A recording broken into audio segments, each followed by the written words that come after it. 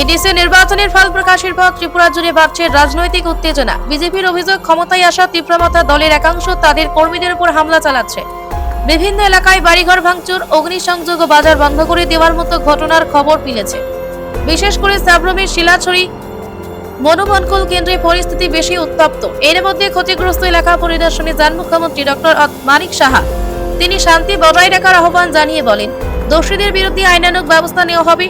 রাজনৈতিক সংঘর্ষের এই পরিস্থিতি গণতান্ত্রিক পরিবেশ নিয়ে নতুন করে প্রশ্ন তুলছে। ব্যুরো রিপোর্ট, চিনি হামফ্রাই টিভি। আপনারা জানেন যে 17 তারিখে আমরা রাত্রিবেলা বসেছিলাম পার্টি অফিসে, আমাদের মেইন যে পার্টি অফিস আছে স্টেট অফিসে।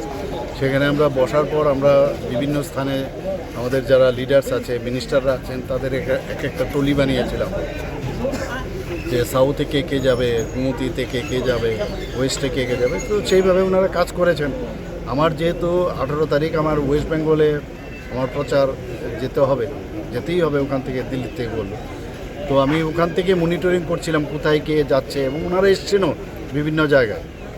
আর এখানে যা অবস্থা দেখলাম যে মানে মথার দুর্বৃত্তরা যেভাবে এখানে ভারতীয় জনতা পার্টির শুধু অফিস না, যারা ভারতীয় জনতা পার্টিকে যারা সাপোর্ট করেছে এদের বাড়িতে পর্যন্ত আক্রমণ করেছে। আমি বিভিন্ন জায়গায় আমি গেছি, শুধু সাবরুমে না, বিভিন্ন জায়গায় আমি গেছি, ত্রিপুরার বেশিরভাগ জায়গায় আমি গেছি যেখানে যেখানে এই ধরনের ঘটনা হয়েছে।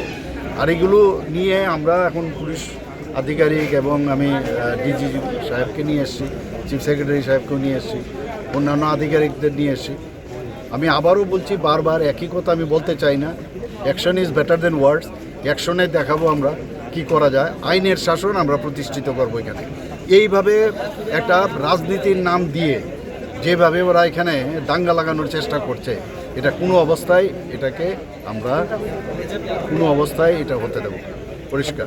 মনোবঙ্গুলকে কি স্পেশাল কোনো ক্যাম্প বুঝবেন? এগুলো করবে, যা যা করার পুলিশকে বলা হয়েছে। অনেকের নাম পাওয়া গেছে, কাউকে ছাড়া হবে না, এতটুকু আমি বলতে চাই।